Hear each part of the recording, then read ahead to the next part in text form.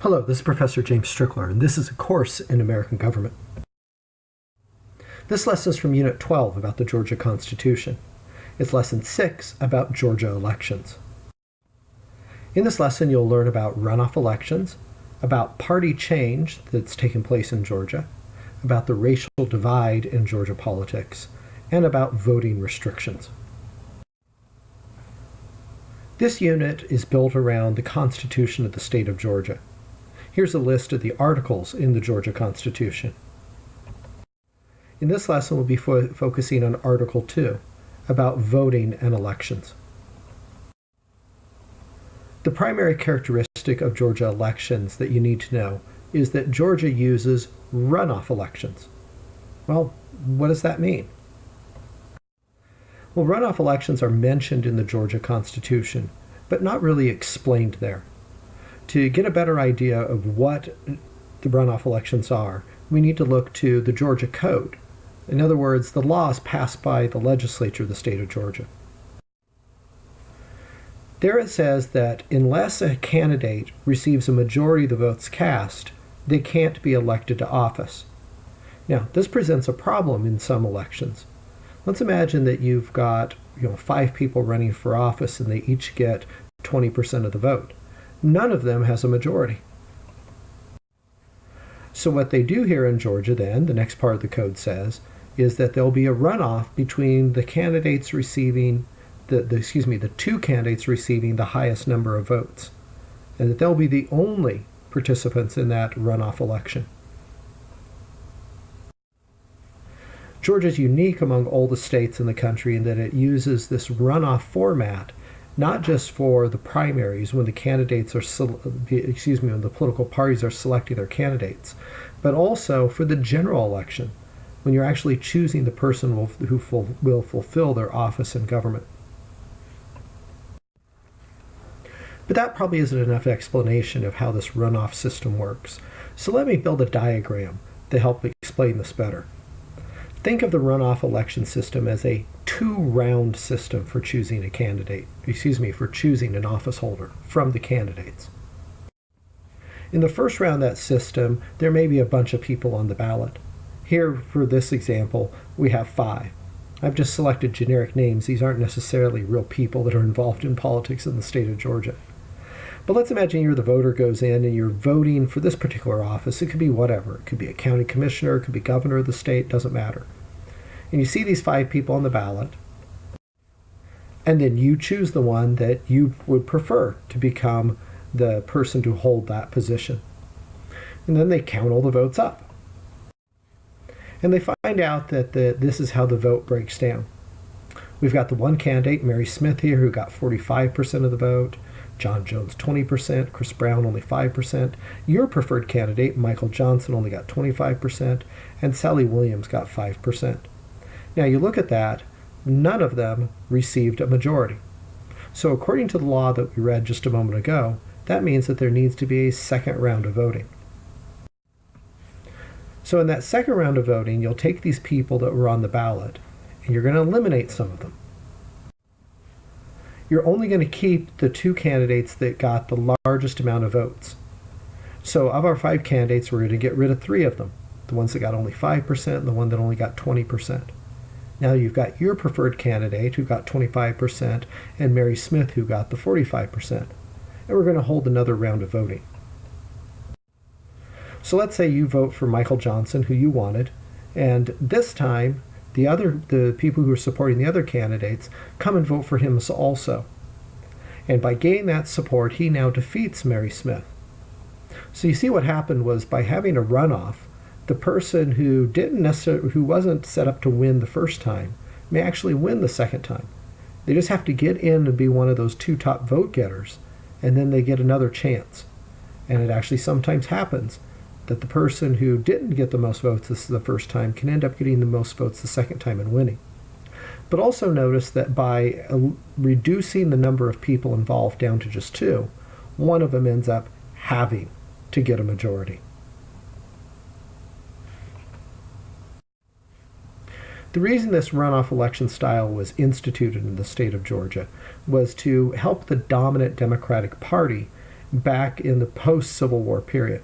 Remember in a previous lesson we talked about the Democratic Redeemers who took over the government of the state of Georgia and made it a one-party democratic state essentially.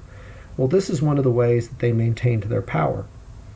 So while you might have real competition within the Democratic Party that could possibly split the vote up, they wanted to make sure in the end you would get a Democrat elected.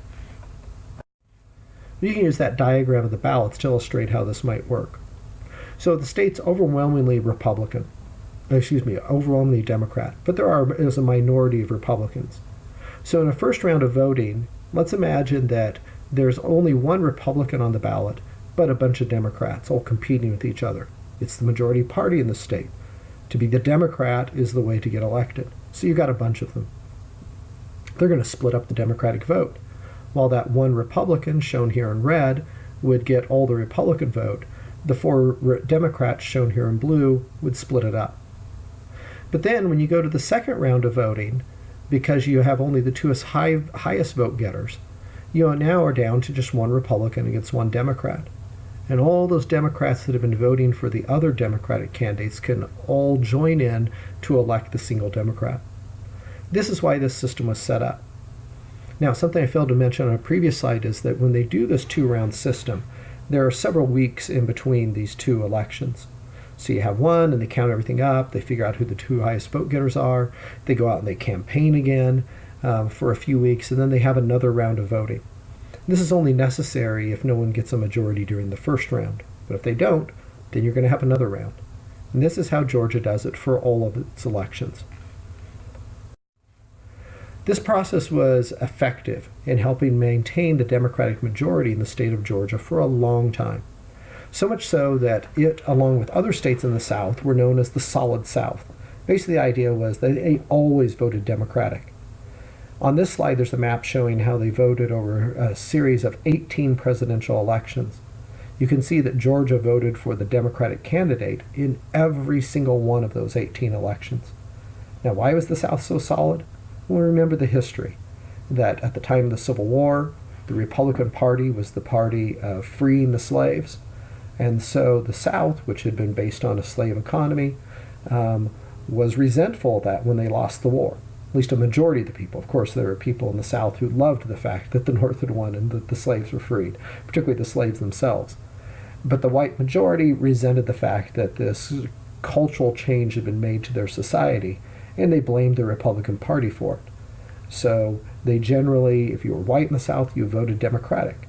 And there was a white majority, and they took means, as we talked previously in this course, to repress the black vote. And so the South was overwhelmingly Democratic and remained so for a long time. But then what happened was eventually the National Democratic Party became too socially liberal for Southern conservatives. They started being very active in supporting social issues like abortion rights and gay rights and things like that Southern conservatives didn't like. And so there began to be a shift taking place really from the 1970s on, but really getting going around 2000. There began to be a shift across the South of people who had been Democrats for generations becoming Republicans. This happened in the state of Georgia also. You see these two maps of elections for governor in the state of Georgia 20 years apart. The one on the left shows 1990, and it's the way that the map is composed is each county is colored either blue or red, depending on whether it voted for a Democrat, the Democratic candidate, or the Republican candidate. So you can see that in 1990, the state voted overwhelmingly for the Democratic candidate. And this wasn't just a function of that candidate being better than the other candidate. It was a function of the party loyalty of the people in the state. But by 20 years later, you now have a Republican winning overwhelmingly in the state. This is one example of how the Republican Party has now become the dominant political party in Georgia. Though the Democratic Party was dominant for really over 100 years, the Republican Party now has overwhelming control of the state. You can see this in the composition of the state legislature. At the time of this recording, the Republicans have 38 members of the state Senate and the Democrats only 18. The Republicans have 118 members of the state House and Democrats only 62. In other words, Republicans have basically a 2-to-1 advantage in the legislature, which gives them complete and absolute control of the legislation coming out of that body. But there's something else going on in this change which can be seen in these maps. Now notice in 2010, even as the state becomes overwhelmingly Republican, there's still this band right across the middle of the state that votes Democratic. And I could show you map after map of statewide elections over the last several years that would continue to show this trend of this band of blue across the middle of the state where people still vote Democrat. Well, why? As the rest of the state turned to Republican, why did this one part continue to vote Democrat? The answer actually traces all the way back to pre-Civil War cotton production in the state. All right, so we have here a map of the southern United States with these dots representing places where cotton was raised. And the more densely the dots are packed, the more densely were the farms there that were raising cotton. In other words, there were lots more farms in those areas that are more darkly depicted here. Let's zero in on the state of Georgia. What you notice is you've got cotton growing across that same band across the state that continues to vote Democratic. Why? Well, remember what was required for raising this cotton. With the invention of the cotton gin, which you talked about in a previous lesson, cotton became an economically productive crop, but there were still stages of the process that required intensive hand labor, which was done by slaves. So this map then depicts the concentration of slaves across the South. And if we zoom in on the state of Georgia, you can see that concentration of slaves goes across the middle of the state where the cotton production was primarily centered. So what this meant was that you ended up with a large African American population across this part of the state. We can then look at how this concentration of African Americans, because of the cotton production of the Civil War period, ends up affecting modern elections. Here's the 2008 presidential election. You can look at it by county. Again, red counties depicted in red voted for the Republican nominee, a man named John McCain. The counties depicted in blue voted for the Democratic nominee, Barack Obama, who won the election. Now, while Georgia is an overwhelmingly Republican state, you had these parts of the state that voted for the Democratic candidate. And notice where they show up. It's that band across the state where the cotton production was. We can zoom in and make sure you look in the right place. Look in this yellow circle. This is the part of Georgia where the cotton production was. This is the part of Georgia where the slaves lived. This is the part of the Georgia that continues to vote Democratic to this day. See, we have a racial divide in Georgia based on voting. Whites tend to vote overwhelmingly Republican, while blacks tend to vote overwhelmingly Democratic. Now, with this racial divide then, with one party essentially being the white party and the other party being the black party, we're going to have an imbalance of power between the parties because of the racial imbalance in the state also. Now, before I move ahead, let me make one thing clear. I'm talking about just general averages here in the state. Typically, on average, a black person in the state of Georgia is going to be a Democrat. Typically, on average, a white person in the state of Georgia is going to be a Republican. But this isn't always true. There certainly are some black Republicans, and there are certainly white Democrats. Please don't misunderstand me thinking that you have to be one or the other.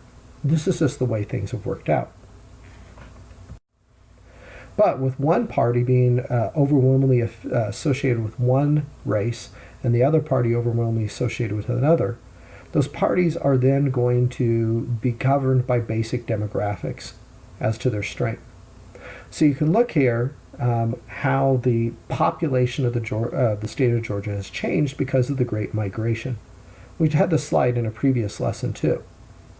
Notice that while the white population has remained relatively stable, about the same as it was 100 years before, the black population fell by a third. The result was that you have about twice as many whites in the state of Georgia as you do have blacks. Well, that means that you basically have twice as many Republicans as you have Democrats, which then gives us the composition of the state legislature that we talked about, where with you have twice as many whites, and they're almost all Republicans, as you have Democrats who are almost always black. You're going to end up with a state legislature with twice as many Republicans represented in it as Democrats.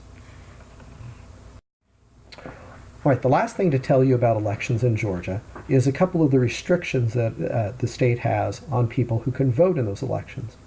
One of those is that anybody who's committed a felony may not register to vote until they've completed their sentence. Now, it's actually a fairly common thing for states to prohibit felons from voting.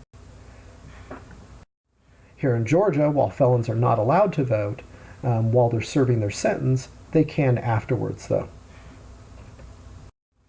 Another restriction on voting in the state of Georgia is that a person has to show proper identification before they're allowed to vote. That proper identification is going to be some sort of government-issued picture ID. Now, people who criticize these restrictions, like felon voting and voter ID, say that they make it harder for some of the most fragile members of society to vote, those who are marginalized in some way already. For example, older people, or people with a criminal record, or people who are poor, whatever it may be. And in that way, it ends up favoring some political groups over another. People who support these restrictions, particularly like photo ID, say, "Oh, no, this is a way of keeping the integrity of the of the electoral process. If nobody had to show ID, we would have no idea who's actually voting. This is a way to keep fraud out of elections."